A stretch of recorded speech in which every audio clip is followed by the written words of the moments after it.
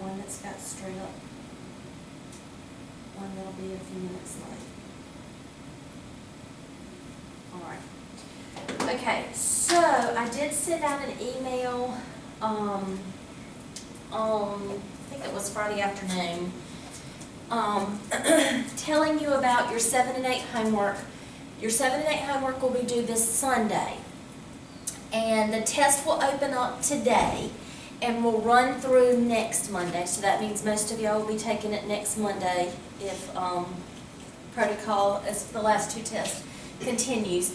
But today through next Monday, I did put the testing hours out here just to remind you. Don't forget to arrive at least an hour before they close, because they will stop you. Give yourself plenty of time. They'll give you your calculator, your scratch paper formula sheet. Then all you have left is the 9 and 10 homework, and that is due by the following Sunday, which is the 28th. Our final exam review will happen during our normal class time on the 29th, and our final exam will happen with me. So you will take the final exam with me. It will be on the computer, and I don't know, have we even pulled up the computers in here? We're not going to pull them up now, but you have computers down in your desk. We'll pull them up, and you'll just spread out, and we'll take the with me, you'll take your final exam, okay? I will provide you with the formula sheet. I will provide you with calculators. If you have your own calculator, you can use it. I will just check to make sure there's no programs on it. You just cannot use the calculators that are on your phone. Then it says, I strongly encourage you to work all the problems on the final exam review sheet. I do have a review sheet just for the final exam, just like I've had a review sheet for all the other tests. And it tells you where it's located. And I do have solutions out there for the final exam review, which I'll go over. I'll provide you with formula sheet scratch paper. You can bring your own calculator, or I have extras that you can borrow. And then after I gave you all the due dates, I'm like, let me give them a little gift. So, my gift is that I'm reopening all the homework for you. So, Chapter 1 through Chapter 10. So, all homework has been reopened, and this is for your second chance, if you didn't get your hundreds the first go around, for you to bring up all hundreds if you want to, for Chapters 1 through 10. All homework will close on Sunday, July 28th. So when I said 7 and 8 is really due by this Sunday, it should be, but I'm closing all homework on July 28th. Okay? So, if we come out here to the homework button, and to pace yourself, I would not wait to the last minute and try to do everything. Come on. So you can see all the way back. I didn't reopen those because everybody had to make 100 on those to see your homework, so I didn't reopen those. But starting with 1.1 all the way down, so every homework that you have all semester long is out there. And every due date from 1.1 all the way down, the due date is Sunday, July 28th at 11:59. So if there's some homeworks that you slacked on in Chapter 1 and 2 when it was easy and you didn't realize how easy it was and you thought it was hard then, you can go back and bring those up to 100. Or if there's some that you forgot to do by the deadline, you can go out there and bring those up to 100. Or if you already had your 100, you don't have to worry about it. Okay, so all the homework is out there. That's everything.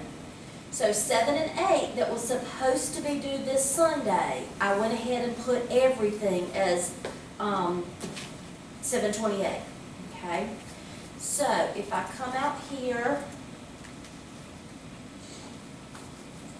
and mark off, days are just ticking away.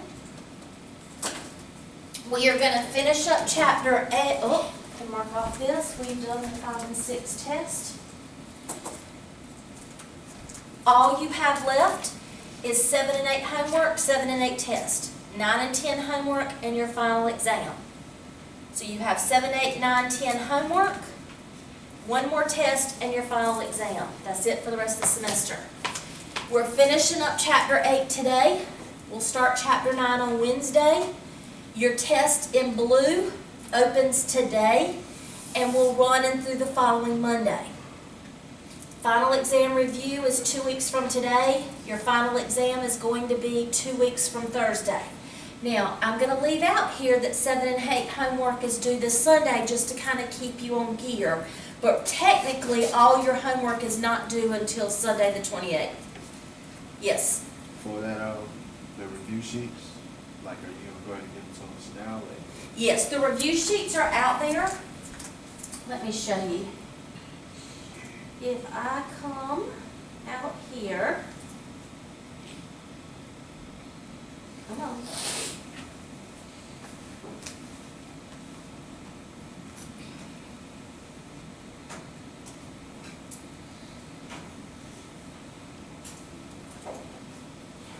All right, so for the 7 and 8 test, it's right here under Unit Test Review. So if I click on that, there's the 7 and 8. And I think I already have it pulled up somewhere. Right here. That's the 7 and 8 review. So your 7 and 8 test is 20 questions. Okay? Now, I was just looking at it before I left my office. 1, 2, 3.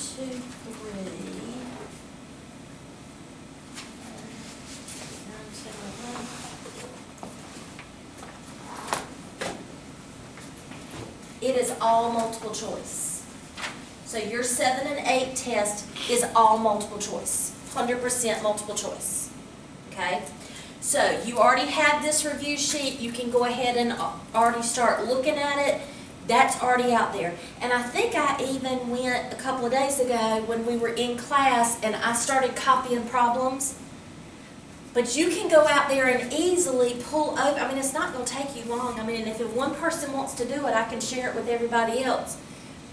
Go to page 404, copy 19 and 20. That's 2 problems on your test.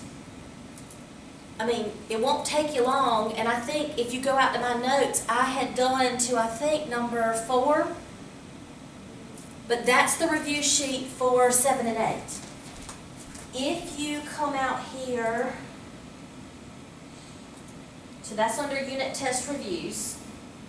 And then I think I put the final exam under its own little button. And I'll show you why in just a second.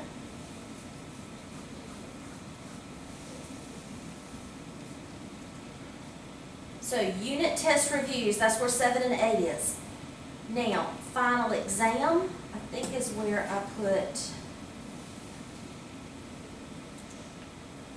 no, I think I may have put it in there with Unit Test Reviews, because this is where the actual tests are. Let me go back. I think I put the final, all the reviews together. Let me go back.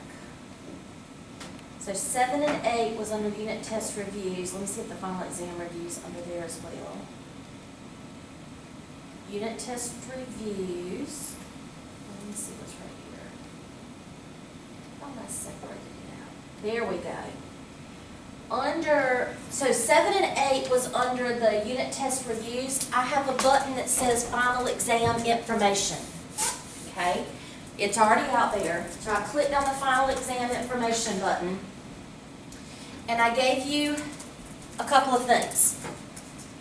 First is the spreadsheet, which is what you're used to seeing. So if I click on the spreadsheet,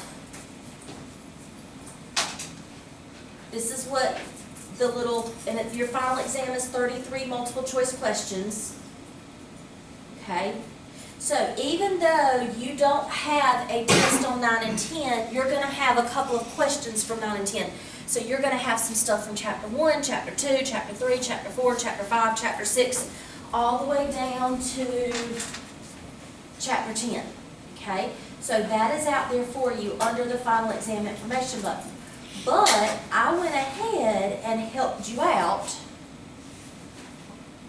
and did a blank review and a solutions review like I did for the 5-6 test. Right here is a blank review. which would be the problems from the spreadsheet with no answers.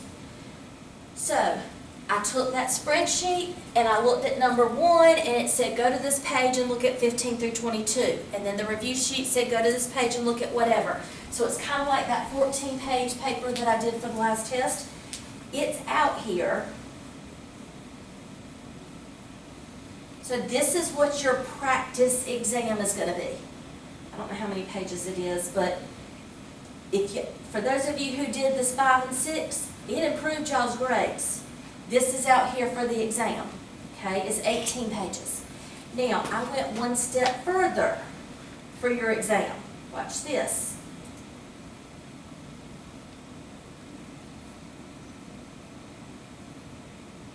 Come on. The solutions to that review. So I gave you a blank one so that you can work it out, but I also did the same exact thing and I wrote in the answers. So you have an answer key. So there's no need for the exam to go back and study old homework. There's no need to go study old tests. I'm telling you, this is all you need to study to get ready for your final exam. So your 7 and 8 test is multiple choice. Your final exam is multiple choice. So get through the homework, because we know some of those homework problems are hard as hell. Get through the homework, and then all you need to study is those reviews. So I have everything listed out there for you. This is all you need to know for the final exam. Now, your final exam is not going to be in the order of this. So do not study in this order. Make sure you know them out of order. But if you can do these 18 pages, you'll be fine for the final exam. We good? All right. So that takes care of the first page, what all's due, what all's coming up. There's all the due dates. Now, when we left, we had talked about before we did, I think on Monday, we talked about Chapter 7 stuff. And that was you have a normal distribution with a mean, a standard deviation, and you just plugged it in and we did shade to the left or shade to the right. Then we started talking about 8.1. Okay, 8.1 is when we had to redo the standard deviation. We had to take the old standard deviation and divide it by the square root of how many people were in the group. That's when we said if you have a lot of people in the group, you're going to look skinnier. That standard deviation is going to be different. Okay? So we're going to finish up 8.1 and then we're going to start talking about 8.2. So I'm not going to bring up 8.2 yet until I get there. Now, I do want to mention that, let me find it in my notes. And 8 point something. I do want to mention that your new standard deviation is also called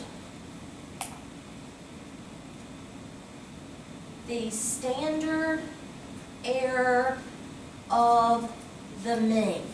Math professors and mathematicians are paid lots of money to confuse you. So if I say that I want you to find the standard error of the mean, I'm just telling you that I want to know that new standard deviation. That's all I want to know is what is the new standard deviation. That is the standard error of the mean, the new standard deviation, which is your old standard deviation divided by the square root of the size of the group. Standard error of the mean is the same thing as the new standard deviation, which is what we called it last time. And we did lots of these. I just saved a little bit to get you back in the mood. And on this test, you're going to be doing a ton of normal CDFs. And last time we talked about the mean is the mean no matter what. This reminded you that the standard error of the mean is the same thing as the new standard deviation. Same as the new standard deviation. And if we say find the probability or find the area, we're saying find the shade, which means go to normal CDF. Where does the shade begin? Where does the shade end? What is my mean? And do we use regular standard deviation or do we use the standard deviation divided by the square root of the size of the group? So let's get into, and we also talked about this last time, that the bigger the group gets, the more people we ask, the more normal the distribution is. So if I only ask 5 people, it may not look that normal. I've got to ask at least 30 people for it to get normal. I have to have at least a sample size of 30 or greater for it to be normal. But if I ask 100 people or 1,000 people, the more normal it gets. Okay? All right. If it's a standard normal, what is the mean and standard deviation? 0 and 1. The shape of a distribution of the time required to get an oil change at a 10-minute oil change facility is unknown. However, records indicate that the mean time for an oil change is 11.4 minutes, and the standard deviation for oil change time is 3.2 minutes. Compute probabilities regarding the sample mean using the normal model. What size sample would be required? So, first thing I'm going to do is I'm going to draw me a cute little picture. Okay? Now, for A, all they want to know first is, they don't want to know any answer. They just want to know what size sample. How many people do I need to ask to get a normal looking curve? That's what this is asking. What size sample, how many people do I need to ask to get a normal model? How many people do I need to ask to get a normal model? 30. At least 30. That's all they want to know for part A. Without knowing the shape of the distribution, we would need a sample size of at least 30 in order to apply the central limit theorem, in order for it to be a normal distribution. So that's all they want to know is how many people do I need to ask for it to be normal. Okay? Now, let me take this picture, because I haven't drawn the picture yet. Let me take this picture right here, copy, paste. And let me do something else before I do this. This is 25A, y'all. I'm in 8.1. I think there was a question on the test. 8.1. It may be 15A. There was a question that said something like, how many do you have to ask to get a normal size curve? When I was looking over it, and your answer is going to be at least 30. All right, I'm going to pull this directions down just so that we can have it. The shape of the distribution of the time. What is the probability that a random sample of n equals 40? So probability means we're finding the what? Shade. This means that we have a sample. So that means we need to redo the what? Standard deviation. Okay. So this is telling me that we're going to find the shade. This is telling me that we have a group of data, so we have to redo the standard deviation. So I'm going to draw. I have a mean of 11.4. I have a standard deviation of 3.2 to start off with. And we're doing less than 10 minutes.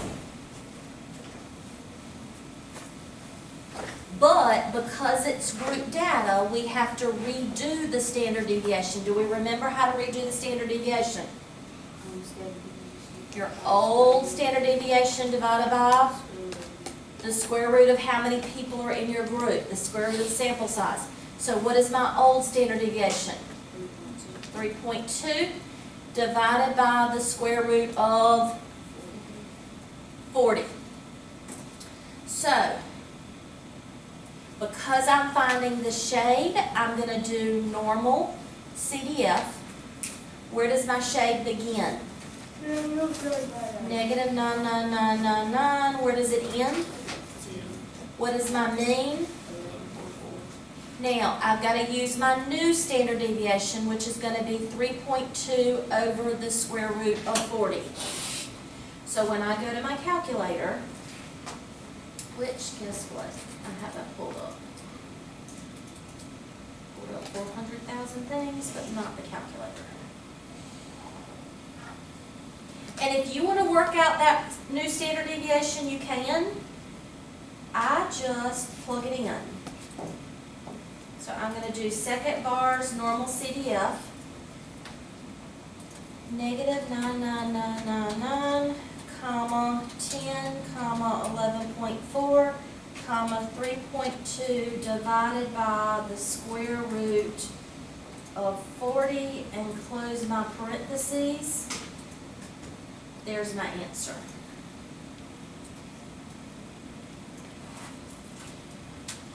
And then we round it to whatever they tell me to round it to. Cool?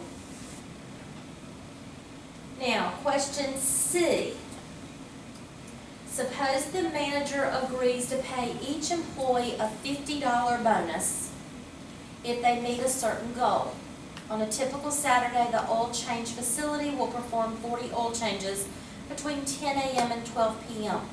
Treating this as a random sample, what mean oil change time would there be a 10% chance of being at or below?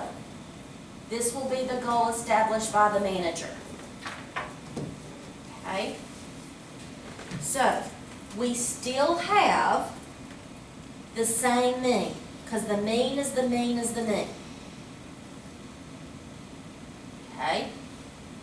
Now, we're still doing the 40. So our new standard deviation is going to be our old standard deviation divided by the square root of 40. So our old standard deviation was 3.2. So it's going to be 3.2 over the square root of 40. So that's still the same as what it was. What are we told this time? Who? Okay, 10 a.m. and 12 p.m. Now, is this time, what does 11.4 represent? Let's come up here. 11.4 minutes. It takes 11.4 minutes to complete an oil change.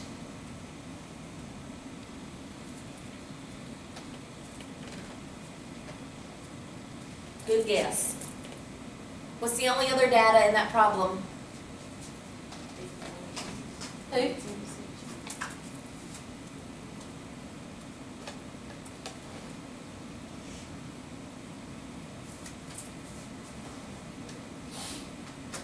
So 10%, is that the Z or is that the shade?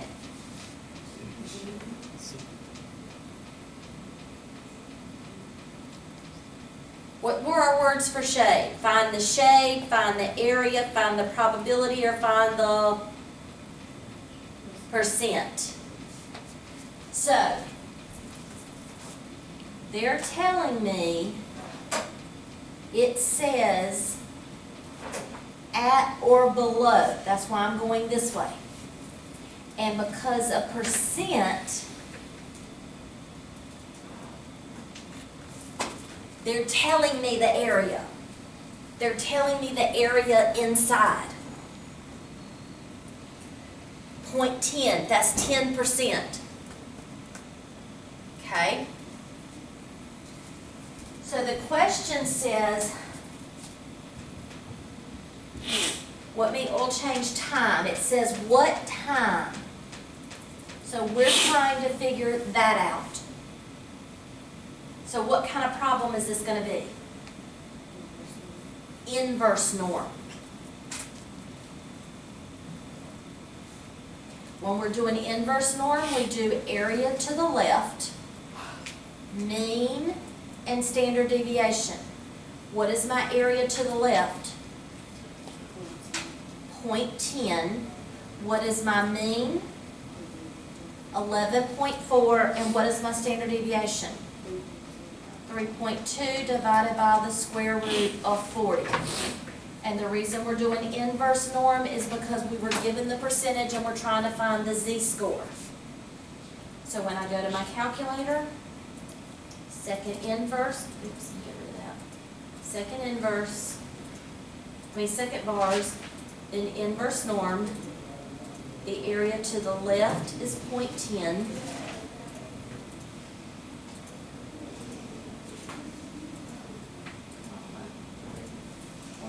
Divided by the square root of 40.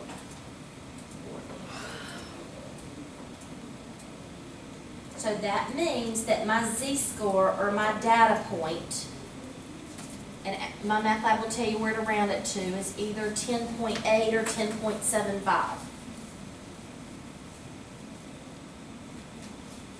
And then there it's written out prettier. We know the shade, my percentage. So underneath the curve, it can be area, it can be probability, it can be percentage, it can be shade. That's going to be my percent. And this time we're trying to find my x, my z-score, however you want to call it, the number on that line.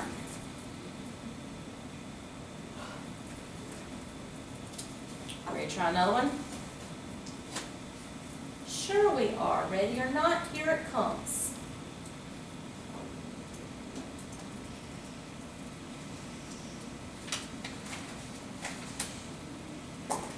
27.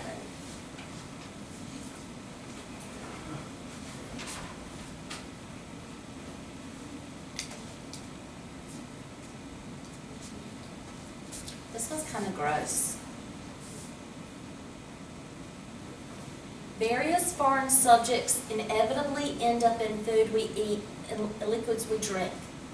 So the Food and Drug Administration sets food defect action levels for insect filth in what we eat. So in peanut butter, if you have 3 insect fragments, so insects, larvae, eggs, body parts, yeah. So if there's 3 insect fragments per 10 grams, yeah, I eat some peanut butter crackers almost every day.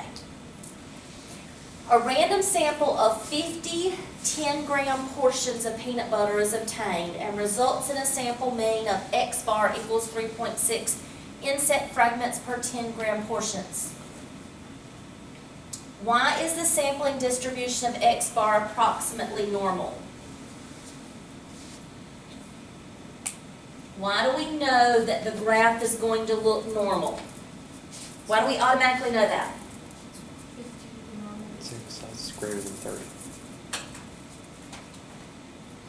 Our sample is 50, which is greater, oops,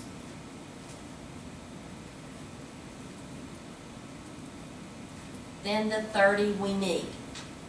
So it's got to be 30 or higher in order for it to look normal. And because it's 50, we know that it's going to be normal because it's higher than that 30. We good? So that's all I needed to know.